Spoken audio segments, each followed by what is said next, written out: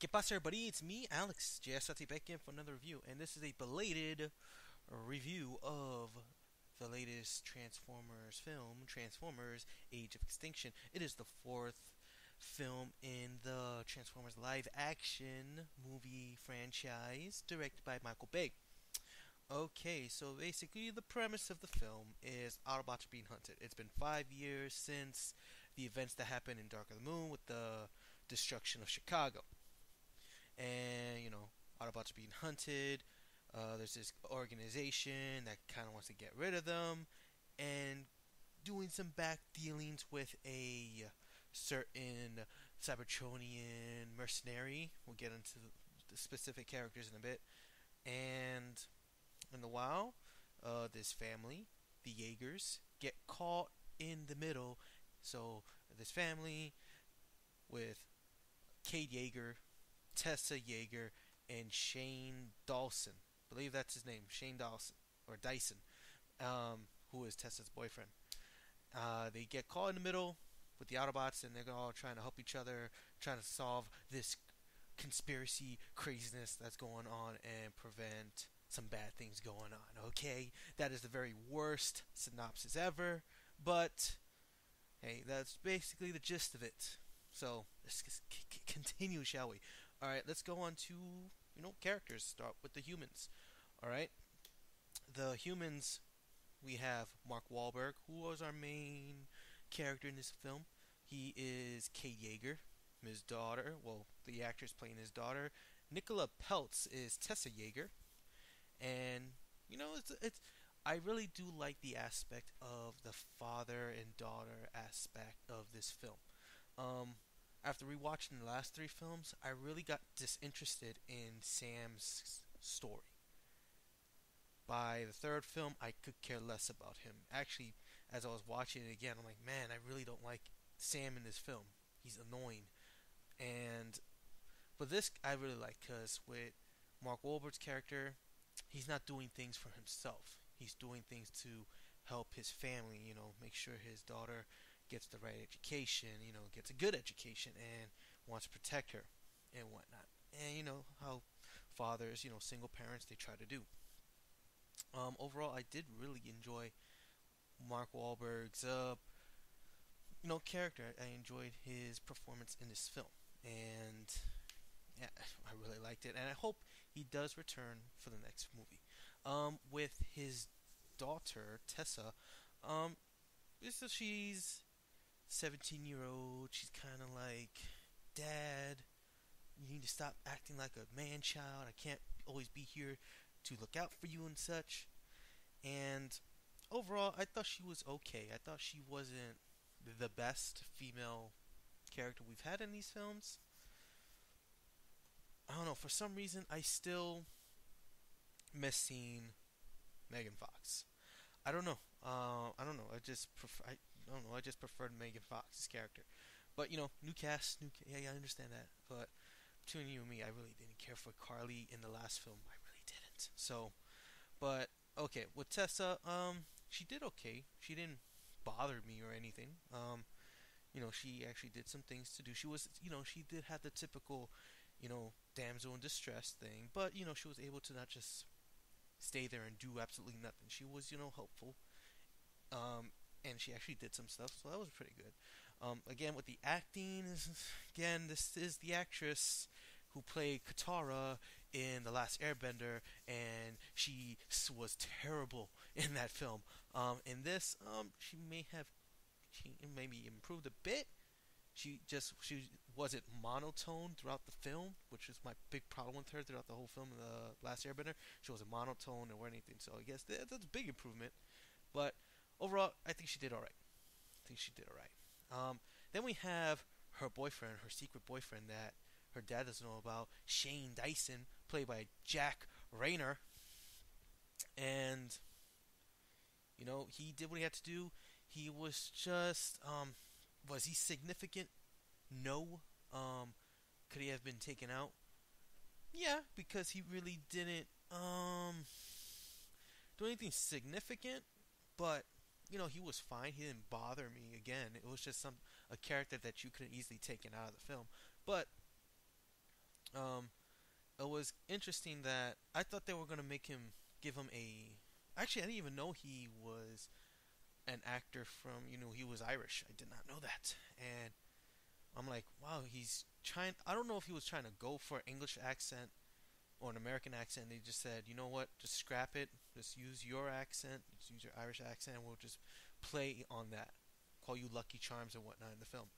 So, I mean, hey, an Irish rally racer from Texas. Why not? But he had some good parts in the film. What really kind of was interested in, what really got me thinking was his character overall was kind of a bit confusing. There were parts where he was kind of intimidated by Mark Wahlberg's character, but there were also parts where he was just basically kind of showing a disrespect towards, um, you know, Mark Wahlberg's character. It was always back and forth with that, which was like kind of confusing. I don't know where they were going with him. I want to say it's little bit of inconsistent with his character. But that being said, the main three cast overall, the main three characters were it was solid. There was no. They all had things to do. They weren't completely useless. They had some things to do. Whether me personally felt they could have been taken out or whatnot, but overall I enjoyed them. All right, then we have some other characters. Let's go on to the big comic relief character in the beginning of the film, which was Lucas, played by T.J. Miller, who was Cade Yeager's, I guess, business partner or just a employer of his. And he was funny. He did some funny lines, and I enjoyed him. There were some things that he did say were kind of corny, and I didn't really find funny, but most of the time I was laughing at what he was saying. But I was very surprised that he died not halfway through the film. I think 30 minutes into the film, he just they just killed him. I was shocked by that. I really didn't expect them to do that, but they did. I'm like, wow, I didn't expect that at all. And but for the time he was on, I enjoyed him. I thought he was a funny character, and that's really much it with him. Also, let's go on to Kelsey Grammer's character. He's our bad guy, human bad guy. Kelsey Grammer's character, which is Harold Attinger. I think that's how I'm saying his last name, Attinger. Basically, he is kind of a government official who is in charge of this, I guess, secret covert operation group called, I want to say it is like Cemetery Wind. Is that the name of it? I'm not sure, but again, I just going by from what I remember. But he has this organization, and it's their job to make sure he just doesn't want Transformers on the planet at all, whether they be Autobot or Decepticons. But from his little write-ups to, I guess, the president, he's saying that they're hunting down Decepticons while they're trying to get Autobots just off planet, which is not the case. No, no, no. They are actually what they're saying are Decepticons. They're actually Autobots, hunting down Autobots, killing them, and selling their parts to this company, which we'll get to in a bit. But Kelsey Grammer's character, very serious character, very intimidating. He's there, and he knows what he wants, and he's not that type of villain. Like, he's gonna be serious, but yet funny things are happening around him, and it's just funny to see him in that situation. Nothing like that. When he's there, he's serious, and he's means what he say. There's no goofiness about him. But he's typical super villain or typical bad guy, but it was still good, and I did really enjoy his performance. I think his performance was really, really good. And then you have his, I guess, his little henchman, who's kind of the field operative on these missions. What's his name? The actor Titus Welliver. I think then the character. I think the last name was Savoy. I don't know, but he was cool.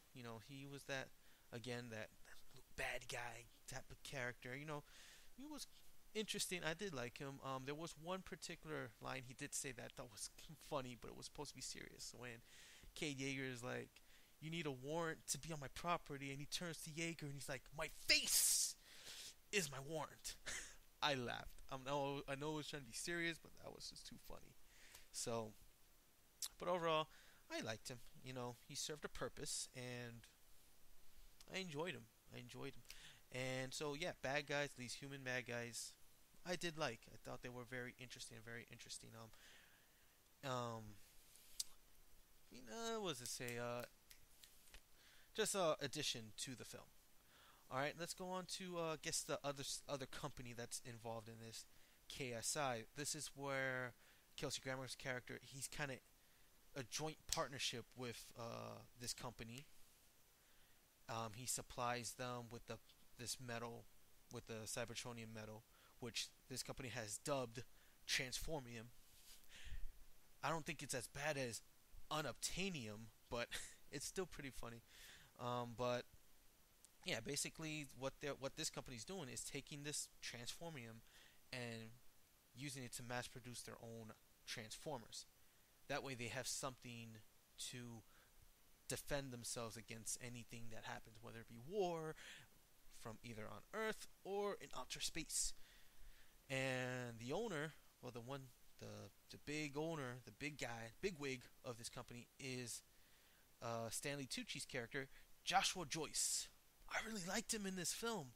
I thought he was just gonna be very goofy. He does have some funny parts in the film. Don't get me wrong. He kind of filled in the comic relief part while when T.J. Miller's character was no longer involved. But I really liked him. I loved his performance. I thought he was very genuinely funny, and I just loved how he had also a small little kind of a progression character change in the film. He went from being this kind of just care. He didn't care about what the ramifications of what he was doing. To by the end, he had second thoughts. To kind of just changing his whole ideas about this kind of production, this kind of project that they're working on. And he turned around by the end of the film, and I really did like that. I really did like that progression of him. And his actress is Li Bingbing, and the character is Su Yuming. Who she is very attractive. I'm not gonna lie, she's a very attractive woman, and again, she's one of those characters that didn't need to be in the film, I don't think, but she was an addition, and I enjoyed her. I enjoyed her presence in the film, and she had a cool little fight scene in the movie. Didn't need to be there at all. That scene could not have been there. Didn't need to be there. I'm gonna be honest. It didn't need to be there, but it was cool. It was still cool to see, and I enjoyed her. I enjoyed the time she was on, and hopefully, her and Stanley Tucci's character Joshua. I hope they come back in the next film. I'm hoping that they make another appearance. But that's pretty much it in terms of the human characters that really stuck out to me. I mean, there were some other small little characters, like there was this archaeologist, and she was there. So yeah. But besides that, let's go on to the Autobots. The Autobots. Man, Optimus Prime in this film, I really liked him. I know there's a lot of people, having, showing, negative, opinions on how Optimus was portrayed in this film. Me personally, I thought his portrayal was, he had a reason. I believe. He had a reason to be upset. He had a reason to be angry. He had a reason to want to go on about of how he wanted to do things. But it was just a nice kind of progression from. It was a nice kind of. It was a Optimus Prime story. You see him. He's frantic. He's fearful of his Autobots. He's in fear of his Autobots' fate. He's his disdain for the human race just by them turning their backs on him and the Autobots from, you know, since they've been on Earth, helping them, working side by side with their government, and all of a sudden, boom, they're being hunted down and killed. Just and then wanting to leave, and then through his, I guess his relationship with Cade Yeager, he kind of grows into, despite what might he still feel towards the human race as a whole, at least his family has given him some hope that at the very least this family is worth defending and protecting. I did like that. All right, then we got the Autobots. So we have Bumblebee. Bumblebee is Bumblebee. he they pulled him back a lot. He was no longer the focal. He was no longer like the big second main Autobot. Yeah, he had some scenes by himself, but overall they toned him back a lot, and I did like that. I enjoyed that. He still doesn't have a voice of his own. He still talks through the radio, but from the way they used it in the film, in this one in particular, I thought they did it very well. There was a lot of comedic moments that he used his radio, which I really did like. It did remind me a lot from the first film, which they used the radio stuff really well. Second and third one, not so much. But yeah, it was, and Bumblebee's gonna be Bumblebee. He's gonna be the young guy who's kind of going into battle, and from the amount of time we saw him, he was good. He was good. Now let's get on to the new Autobots. Let's start with Crosshairs, who was voiced by John DiMaggio, and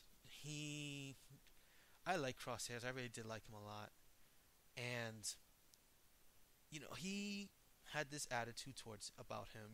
He was kind of, he's that one character who's kind of always looking out for himself, though he's part of a team. He really just looks out for himself, and he'll only kind of go along with things when he's getting, kind of pushed to a corner. But he still believes in kind of Optimus, his like ideals and all that stuff. He's just kind of likes doing his own things, and kind of doesn't want to be bothered by doing other stuff as well. But he's very cool. I really did like him. Actually, I liked all the new Autobots in this film, and what's really great is that this film was we saw. I think this was the just the Autobot robot interactions were just the best. We saw a lot. This really did feel like the Transformers were actual co-stars. They weren't. I know they're never going to be like we're going to see them on screen the whole 2 hours and 45 minutes, but we did see a very big portion of these Autobots either with the humans or by themselves doing their thing, which I really, really did like. And you got to see some of their characters, their characterizations, kind of got a feel of who they are. No really like backstories. I would love to see, just kind of scenes where they're talking about where they came from and all that stuff. But hey, we got some really nice characterizations from all these Autobots. I really did like. All right, let's go on to Drift, who is the resident samurai, voiced by Ken Watanabe, and he's a little bit like, actually, he's the most calm of the new Autobots. He's always talking about finding your inner peace, try not to use violence as a last resort, which is funny because he had this when the Autobots all got together. When he saw Optimus, he did point out that he made an argument about Bumblebee that he did take over leadership while Optimus was kind of in hiding, and that he didn't like. He was criticizing his leadership, that he was just he acts like a little child, like a spoiled child. And then Bumblebee got upset and he wanted to fight him, and then he fought. He took out his swords and kind of stuck them to Bumblebee's neck. I knew he wasn't going to kill him, but I think it was just showing. I think it was just showing Bumblebee that he's the more skilled. He is the most. He would kill him if he wanted to. Just showing that he is the most skilled fighter between the two of them. So I really doubt that he would have killed him. I really didn't think that he would. It was just trying to prove a point, I think. But again, he was really cool. I like seeing him on screen as well. And the design, out of the three Autobots, he's still one that's like, man, they really went for the whole Japanese motif, and it didn't bother me. I'm just like, It was just interesting to see that they went with that particular design. Did I think it was kind of offensive? I don't know. But was it racist? Because a lot of people saying that he's racist. No. Why? Well, he's not. But anyways, he was still. I did like him. I did like him a lot. And then we have, and what actually before they never did mention that he was a Decepticon, which when I first saw it, and then they never mentioned him being a Decepticon once, it did kind of, but I guess it bugged me a bit that man they say, you know, he formed a Decepticon, but they never mentioned it. But after thinking about it and after hearing some people's thoughts about why, it was probably best not to have that in because that probably would have just been a lot more people questioning like, okay, he was a Decepticon, so what's the deal? What's going on? So it's kind of best that they kind of left that out. Um, After rethinking about it, so yeah, Drift, pretty neat. Oh, and he's a triple changer, but yeah, triple changer. Yeah, what? Sure, why not? All right, and then we have Hound, voiced by John Goodman, who out of the three, I really did like all three, but John Goodman, Hound, was my favorite. He had, he spoke, he would not stop talking. I think he had, I think he had, besides Optimus, he had the most lines, which was great. Um, he he's similar to Crosshairs. He's not afraid to go in guns blazing. He's not afraid to kill things. He even constantly says he's always itching to kill something, whether it be a human or alien. It's just his character, and I enjoyed him. And I think that says something about this group of these Autobots. They all have this kind of feel like they're not afraid to do what they need to do in order to survive, and that's why I believe these particular Autobots didn't die. They stayed alive because when push comes to shove, they won't be afraid to take down whoever they need to take down, whether they be Decepticons or humans. And I think that speaks to like saying like how Autobots are not always these noble robots. That there are Autobots that do kind of blur that line. That there's kind of balance on that line between going Decepticon or Autobot. But I think what keeps them Autobots is just because they all believe in Optimus's ways. They believe in him.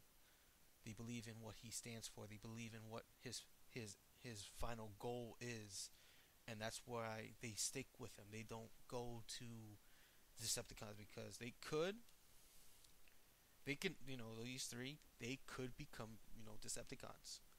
They could become like one of the best Decepticon soldiers, but they choose to stay as Autobots because at the end of the day, they believe in Optimus's goals. They believe in the Autobot cause. That's what I got from it. So overall, Autobots are great. Really did like them. We did see some cameos of some previous Autobots. We saw Ratchet. He unfortunately did pass away. He did die, and it was very sad. I thought it was a very sad death for him. We did see Leadfoot via like kind of a recording of him getting gunned down by the humans, and then we saw Brains. Brains made a return, which was pretty fun. It was pretty fun to see him again. I really did like him in Dark of the Moon, and will he come back in the next film? We don't know, but he did. He's still alive, so who knows? And Decepticons. We have Galvatron, who is voiced by Frank Welker. And overall, when I first heard that Galvatron, who was created by the humans, by KSI, I was like, he's created by humans, he's controlled by them. But after seeing the film, it was interesting to see. And I did like Frank Welker's performance as Galvatron. It was very great. It was mixtures of using a little bit of G1 Galvatron mixed in with Transformers Prime Megatron. And I really did enjoy that a lot. Um, and he didn't die. He, kind of once his plan kind of just went away, didn't go as well. He kind of just bounced and said, and along was like, "We will meet again, Prime, for I am reborn." And something to that effect. So yeah, we'll definitely see him again in the next film. And yeah, overall, I enjoyed him.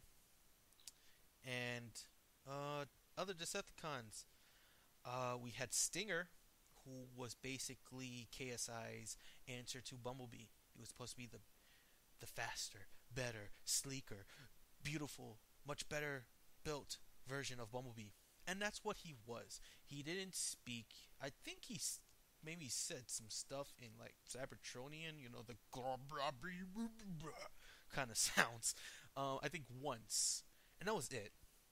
Um, and that's what he was. He was just basically, guess like kind of like the lead packer, the pack leader of these KSI Viacons. I'm gonna call them Viacons. And that was basically it. He was just the bad guy's version of Bumblebee. I mean, he fought Bumblebee. He got killed by Bumblebee. There was a nice little joke about Bumblebee not liking knockoffs, so that was kind of fun. So yeah, that was just him. It was just Stinger. And then like I said, we had a bunch of different Viacons. I'm gonna call them Viacons because I'd rather just call them Viacons than just like unnamed Decepticon drones. I think it's just easier just to call them Viacons. But yeah, a lot of cool designs. There was a two-headed Shockwave, which was hilarious. Seriously, there was a Viacon that had two heads. He was purple, and his heads looked like Shockwave. It was funny. I'm like, oh, the Shockwave came back. But those were cool. I would like to see some of these figures. I say figures. Some of these Viacons get figures because some of them have vehicle modes. They're based off, especially there are some Chevrolet GM vehicles that are used as these Viacons. So I would like to see them. Well, who knows? And then the last Autobot, the last Cybertronian, because we have his Lockdown, voiced by Mark Ryan. Now, he's neither Autobot or Decepticon. And he states this in the film. He finds their whole war ridiculous, and it's nothing more than children fighting amongst themselves. That they always make messes, and he comes and he's got to clean everything up. And Lockdown's just badass. He's the first like major villain, robot wise, that felt threatening. That felt like when he showed up, he's like, oh my gosh, things are gonna go down. Things are gonna happen. You better watch out. That's seriously what I felt. He comes in, his theme song comes on, and he's just strutting with that swagger walk of his, like, oh crap, something's happening. And I really enjoyed him. I enjoyed him a lot. And even though he did die, I didn't think he died in the way that the other bad guys died. Like he deserved, like that his death. It was deserved, I think. It wasn't like the Fallen who's just like I'm the Decepticon god, and then once things happen at the end, he just kind of got punked out by Prime very easily, and also Megatron. He got punked out easily too in the last two films, and I would say maybe Sentinel Prime in a way, but the way he died was just kind of sucky because he's it felt like he didn't earn it. I don't think so, but yeah, Lockdown was a very true Transformer villain through and through. I really enjoyed him, and it's going to be hard topping this, I think.